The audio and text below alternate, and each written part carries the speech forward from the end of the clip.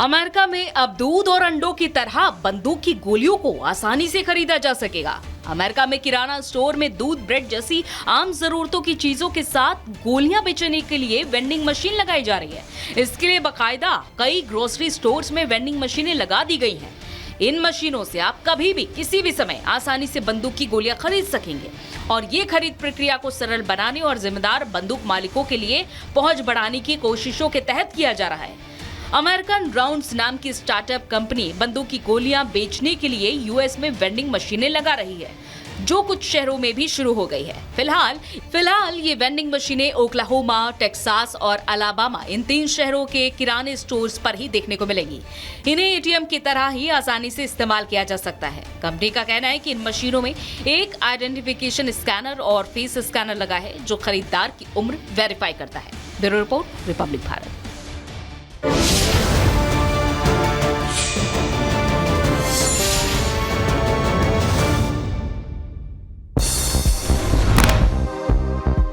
अस्पताल में इलाज के बाद कड़ी सुरक्षा के बीच न्यू जर्सी पहुंचे पूर्व राष्ट्रपति Donald Trump.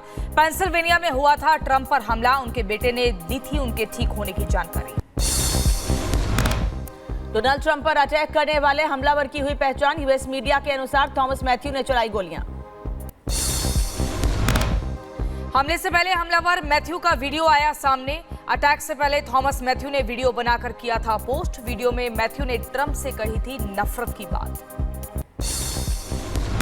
I hate Republicans, I hate Trump, and guess what?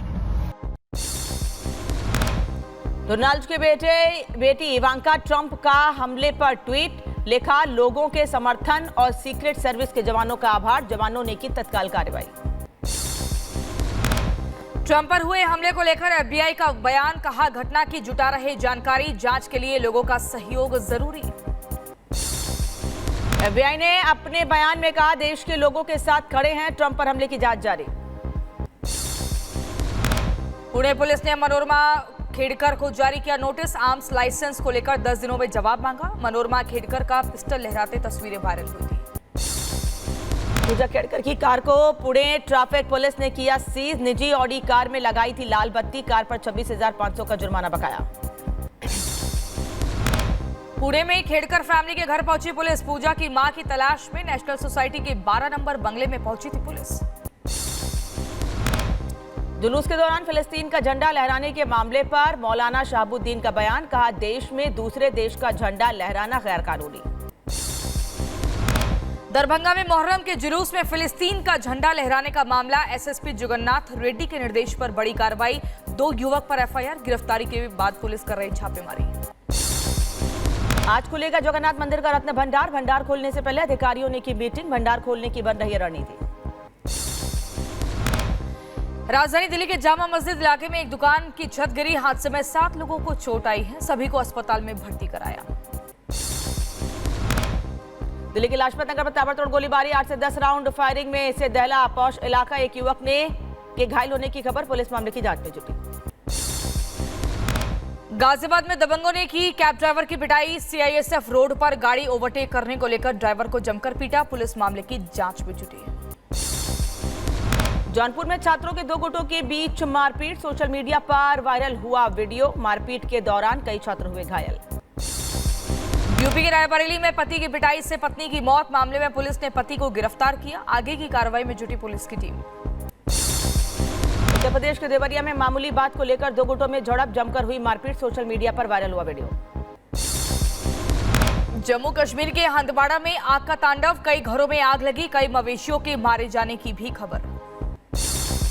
Madhya Pradesh के बड़वानी में टोल टैक्स के पास ट्रक में लगी आग, ड्राइवर और क्लीनर ने कूदकर बचाई जान। यूपी के बुलंदशहर में एक कार शोरूम में भीषण आग लगी, कई कारें आग में जलकर राख हुई, कड़ी मशक्कत के बाद दमकल कर्मियों ने आग पर काबू पाया। इजराइल ने गाजा के अल मवासी में की ताबड़तोड़ एयर स्ट्राइक, 90 लोगों के मारे जाने की खबर। खान यूनिस में हमास कमांडर मोहम्मद दीफ ने भी मार गिराने का दावा। गाजा में बंधक बनाए गए लोगों की वापसी की मांग को लेकर प्रदर्शन, समर्थकों ने तेल अवीव में साप्ताहिक रैली निकाली। गाजा में नुसरत शरणार्थी शिविर पर इजराइल का हवाई हमला, हमले में 3 लोगों के मारे जाने की खबर, 4 बच्चे घायल।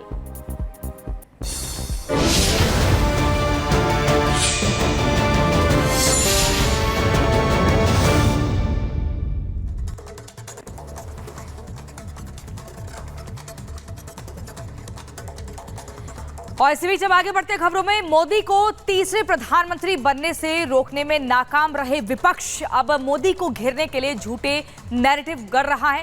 रोजगार और महंगाई का राग लगातार अलाप रहा है, लेकिन पीएम मोदी का विजन बिल्कुल क्लियर है।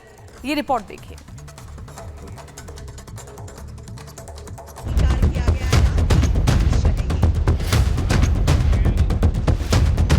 सच, ये दो शब्द जितना सरल आसान है, लेकिन इसकी ताकत बेशुमार है। हाँ, सच को थोड़ी देर के लिए छिपाया जा सकता है, लेकिन मिटाना मुमकिन ही नहीं, नामुमकिन है। और आरबीआई के आंकड़े विपक्ष के झूठ से पर्दा उठा रहे हैं।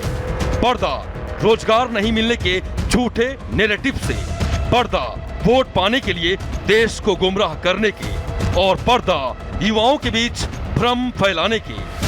वैसे नरेंद्र मोदी तीसरी बार पीएम बनने के बाद पहली बार महाराष्ट्र के दौरे पर हैं। इस दौरान उन्होंने विपक्ष के झूठे नैरेटिव की पोल खोलकर रख दी। भारत में बहुत बड़ी संख्या में स्किल डेवलपमेंट और रोजगार, ये हमारी जरूरत है। हमारी सरकार निरंतर इस दिशा में काम कर रही है। बीते 4-5 साल के दौरान कोरोना जैसे महासंकट के बावजूद भारत में रिकॉर्ड रोजगार बने हैं।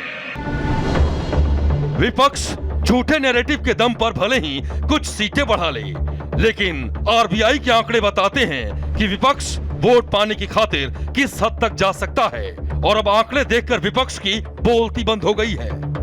दरअसल आरबीआई के मुताबिक बीते 3-4 सालों में देश में लगभग 8 करोड़ नए रोजगार दिए गए हैं। अब आंकड़े ऐसे हों तो विपक्ष को बंगले झांकने पड़ रहे हैं, लेकिन पीएम मोदी विपक्ष पर हमलावर हैं। पीएम मोदी कह रहे हैं कि झूठे नैरेटिव फैलाने वाले देश के विकास के दुश्मन हैं।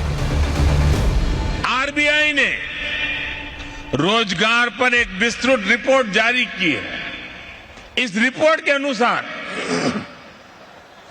बीते 3-4 सालों में देश में लगभग 8 करोड़ नए रोजगार मिले हैं।